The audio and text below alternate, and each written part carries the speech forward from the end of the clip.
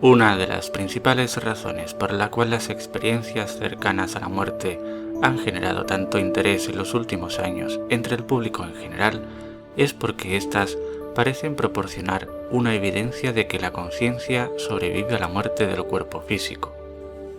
La mayoría de las personas que han vivido una experiencia de este tipo terminan convencidas de que la muerte es solo una transición a una vida diferente y no el final de esta. Los que nunca han tenido este tipo de experiencias, el interrogante se repite de forma constante. ¿Son estas experiencias una evidencia de vida después de la muerte? Para muchos investigadores, las experiencias cercanas a la muerte son consideradas como una mera imaginería alucinatoria, entre otras explicaciones que puede ocurrir bajo ciertas condiciones fisiológicas o psicológicas. Esto es debido a que son experiencias consideradas primariamente subjetivas, con poco o ningún contenido verificable. Algunas experiencias muestran fenómenos similares y pueden ocurrir cuando una persona está enferma, pero no totalmente cerca de la muerte, y personas totalmente saludables dicen también sentir que se separan de su cuerpo físico, en las llamadas experiencias fuera del cuerpo o viaje astral.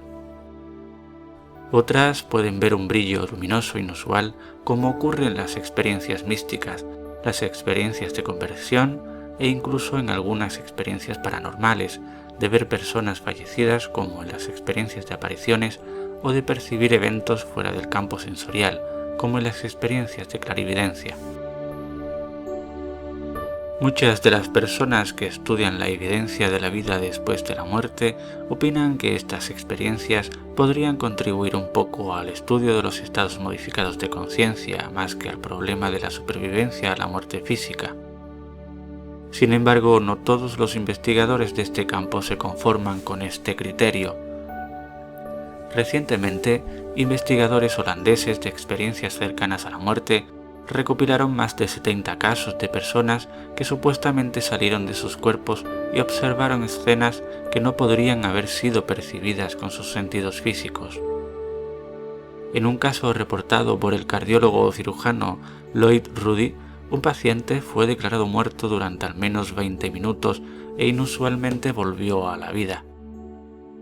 No solo fue inusual su regreso a la vida, sino que lo que narró acerca del tiempo en que estuvo muerto desafía la explicación convencional. Un día de Navidad, Rudy y su asistente Roberto Amado Cataneo realizaron una cirugía para reemplazar una válvula cardíaca infectada.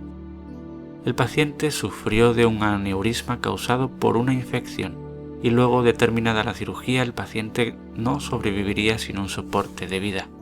Más tarde, la situación del paciente se volvió desesperada y los cirujanos escribieron un certificado de defunción, informaron de la muerte a su esposa y apagaron las máquinas.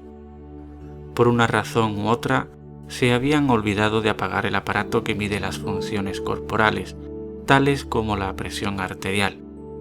Además, antes de declarar que el paciente no pudo ser salvado, habían introducido un tubo largo con un micrófono en un extremo de su cuerpo para obtener una impresión precisa de ciertas funciones corporales como los latidos de su corazón. Rudy y su ayudante ya se habían cambiado de ropa. Ambos se habían quitado las chaquetas, los guantes y las máscaras y permanecían cerca de la puerta. Estaban hablando de lo que pudieron haber hecho y qué medicamentos pudieron haberle administrado al paciente para salvarlo. Habían pasado como 20 o 25 minutos desde que el paciente había sido declarado muerto.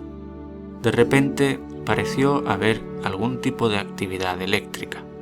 Rudy y su asistente pensaron que había sido algún tipo de convulsiones del corazón, pero la actividad aumentó y dio lugar a un latido del corazón, primero lento y luego más rápido.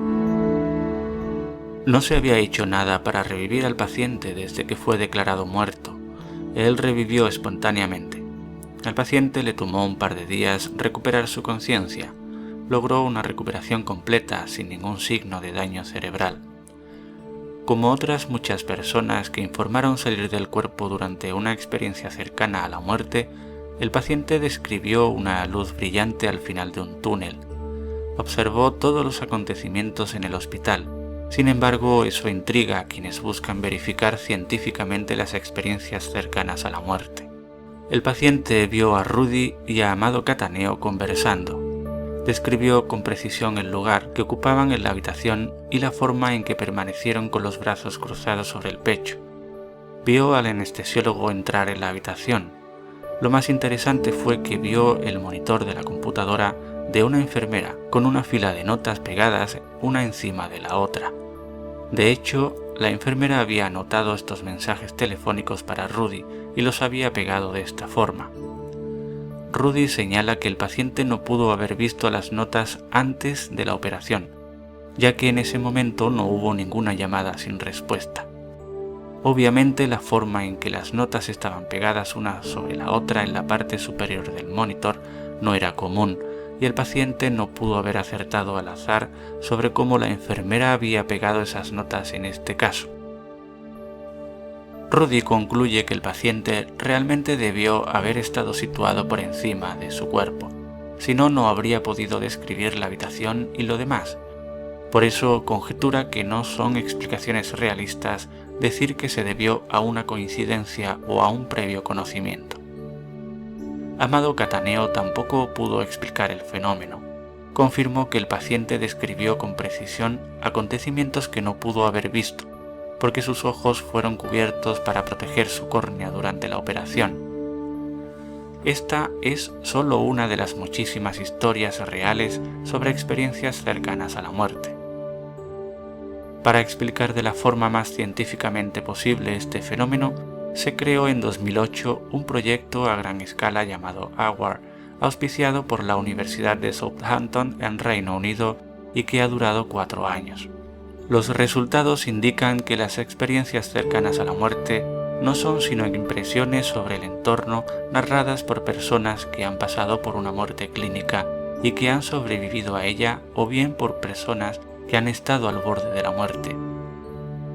Este estudio analizó 2060 casos de muerte clínica producidas por paro cardíaco, demostrando que en algunos casos determinados los recuerdos de las visiones obtenidas en las experiencias extracorpóreas pueden encajar con situaciones o hechos reales. Para los científicos, estos resultados deben constituir la base para una investigación seria y libre de prejuicios. Para Sam Parnia, líder del estudio, la muerte no es un momento específico, sino un proceso potencialmente reversible, que ocurre después de cualquier enfermedad o accidente grave y hace que el corazón, los pulmones y el cerebro dejen de funcionar.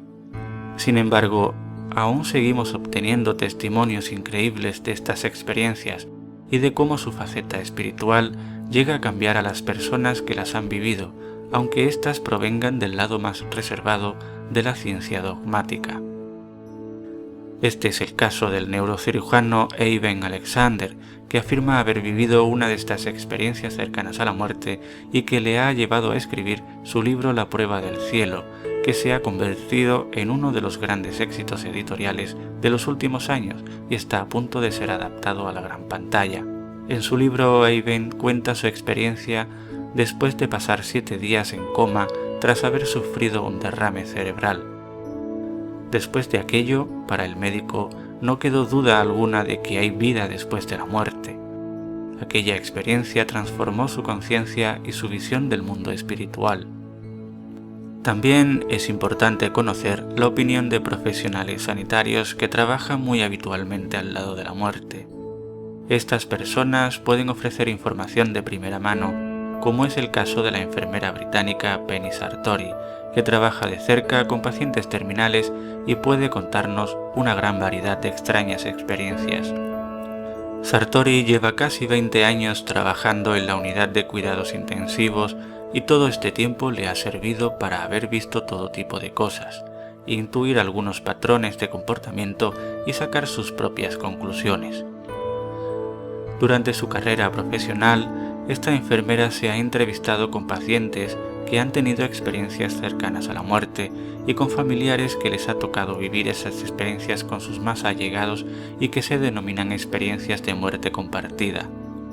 Tras sus análisis, Sartori ha descartado que estos fenómenos sean un producto de la casualidad, ni tampoco puede encontrar un razonamiento lógico que pueda dar una explicación definitiva sobre este enigma.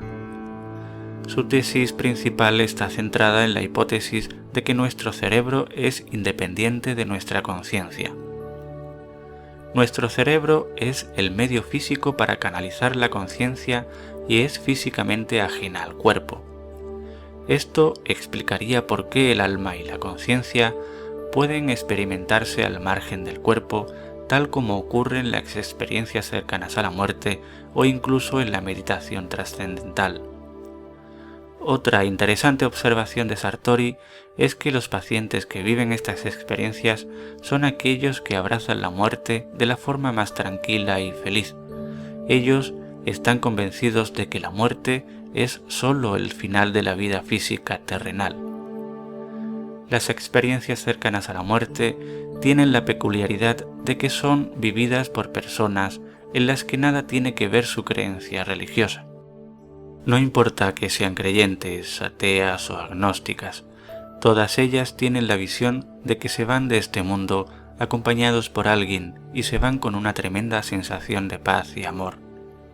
Sartori se niega a creer que estas experiencias estén causadas de forma inequívoca a procesos alucinatorios. Ella piensa que no es posible que varias personas puedan ver lo mismo y puedan describirlo de la misma forma. Nos encontramos, por tanto, ante una experiencia de carácter trascendental y que la ciencia hace todo lo posible por razonarla. No todos los casos de experiencias cercanas a la muerte pueden ser explicados mediante la ciencia. Cada persona es un universo que está plagado de infinidad de variables diferentes. Sin embargo, hay una que casi todos comparten: una luz al final del túnel.